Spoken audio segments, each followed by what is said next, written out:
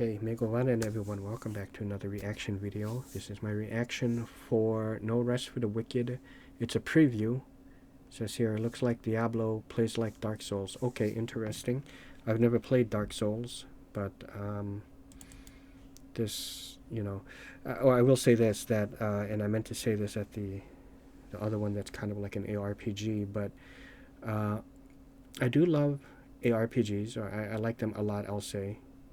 I could say love, but I'll just say I really, really enjoy a lot ARPGs, ever since the first Diablo, which I played on my PC way back, in the mid-late 90s.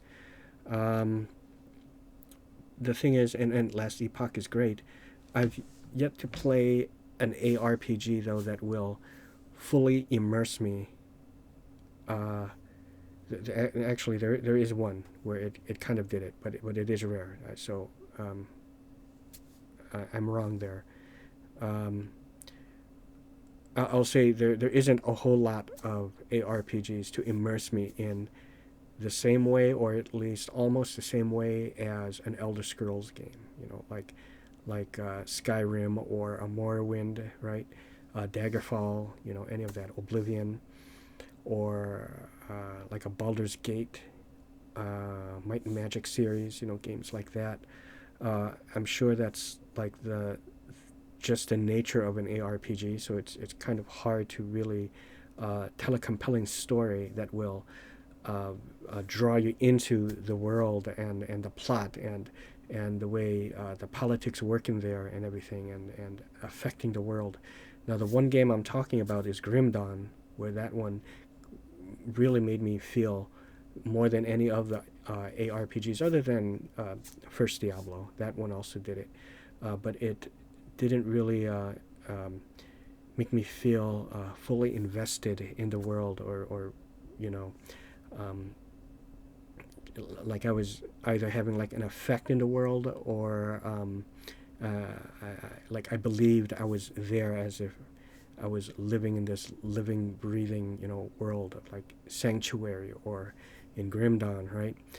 Grim Dawn has that whole reputation system, so it really felt like, you were, really having some kind of an effect, in the just the world and the politics and stuff like that. Politics, I think, is not the right word I'm looking for, but it's kind of like that, like but with the whole reputation system. Like I have some sort of like my decisions have carry weight in what happens in the story. With with Diablo, the first one, not so much as affecting the world as it is like immersing me in it, because the story is pretty much going one way, but the way the characters are when you speak to them, you talk to all of the people. I think his name was Pepin, and Griswold, and all of those NPCs. Very limited with how many NPCs are out there, and you had Squirt up there in somewhere in the upper like left middle section of the map, where he sold you like high-priced quality items. Sometimes can be quality, sometimes it can be crap.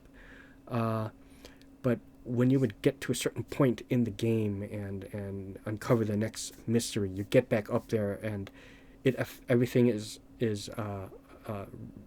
they respond to this new revelation, especially when you speak with Cain and you talk to the other people and they just can't believe it. So that's what I mean. But anyways, yeah, I've lingered too much on that. Let's go check this out.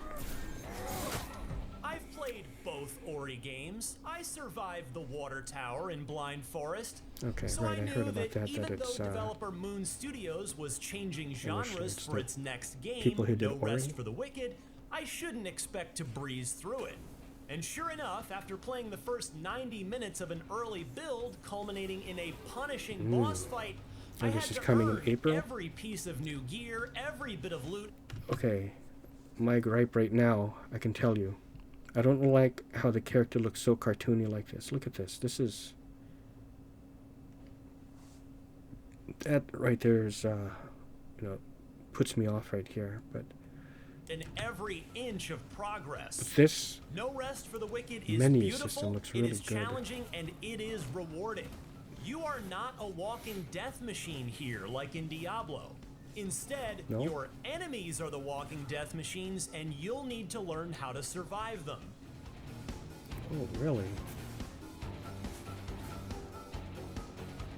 As we'd already been told So I have to by play Moon this Studios in our deformed man? recent IGN First exclusive coverage, No Rest for the Wicked isn't a high-speed slaughterfest like Diablo 4.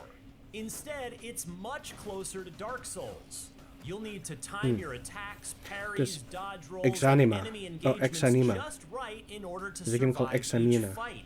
But I'm getting ahead And of it kind of has myself. those, like, After real-world enjoying physics. the opening cutscene and rolling your character, you'll Oh, wash okay, so I ashore can and kinda immediately create him. notice Wicked's beautiful painterly art style. It has a family resemblance to Ori, visually speaking, but it's much bleaker. Where Ori was vibrant, Wicked is sullen. This isn't a complaint, though. Its beachside starting location and constant rain and windswept foliage make it feel like a pirate story that's gone terribly wrong. This is a good thing visually, as it gives Wicked's world character and makes it constantly feel alive. It's a lived-in place, though what lives there doesn't seem too happy about it. Wicked's gameplay starts like most action RPGs do, by having you smash every barrel and kill every inconsequential crab in an effort to improve from the nothing you start with to something, anything. And while those initial vermin pose no threat, you'll soon be introduced to the enemies called the Risen that very much do. It's here where your lessons begin. The main lesson? Apply your Souls-like skills. Be very, very deliberate in your attacks and movements, because one wrong move can get you killed. Picking up ingredients and cooking health-restoring meals at various campfires ahead of time is crucial to surviving battles with multiple foes. Stamina management in battle is also vital, as too much dodge rolling will result in you being unable to move or attack. In short, you'll be a momentary sitting duck. The neat thing about the danger present in every bad guy, though, is that when you crush them into a bloody pulp, it's incredibly satisfying and rewarding. But if you do die, check that, when you die, you'll respawn at the nearest Serum Whisper point, with your health restored, though not your weapon durability, and with the dead enemies still dead and the wounded enemies still injured. Those same Serum Whisper points, by the way, also refill your health when you activate them. Phew!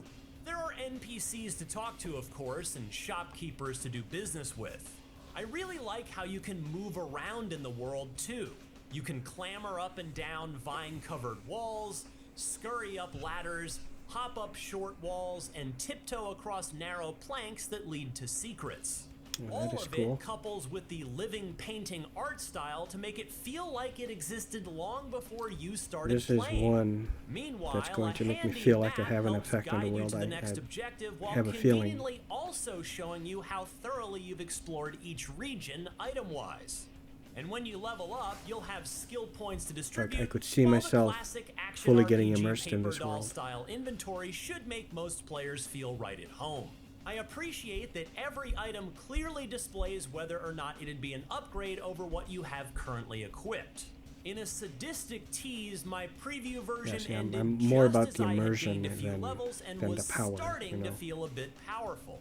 Or I would have felt a little bit powerful if I weren't immediately beat down by the same boss monstrosity that we exclusively showed you at the start of our IGN First coverage a couple weeks ago. All in all, the first hour and a half of No Rest for the Wicked gave me a good sense of what to expect, and it left me wanting more. I suspect it's going to win over a lot of you when it launches into early access in the coming weeks. Yeah, it's early been access, almost though, exactly 4 years since Moon Studios' last game, and what this first taste of Wicked makes quite clear is that those 4 years have been well spent. If Wicked isn't on your radar already, it's about to be. For more on No Rest for the Wicked, check out our combat-focused interview with the Well, that Moon went by Studios pretty quick. bosses, as well as our That's chat super with them cool. about I like how it. they went from Ori to Wicked. And for everything else in the world of video games, you're already in the right place right here at IGN. Yeah, I like it. Okay, so I can tell you just by what I saw, it feels like it is the kind of ARPG that I've been hoping for, like another Grim Dawn, in the sense that I feel as if I'm fully immersed in the world, or like in the first Diablo. Doesn't always have to necessarily mean that I have some sort of effect on the world where I could see it changing depending upon my decisions, you know, although that's great too if it can do that. But so long as it can immerse me in the world, and I'm interested in the lore and what's going on, and this certainly looks like a kind of world that I can really live in. Okay, so that is it. I hope you all enjoyed, and see you.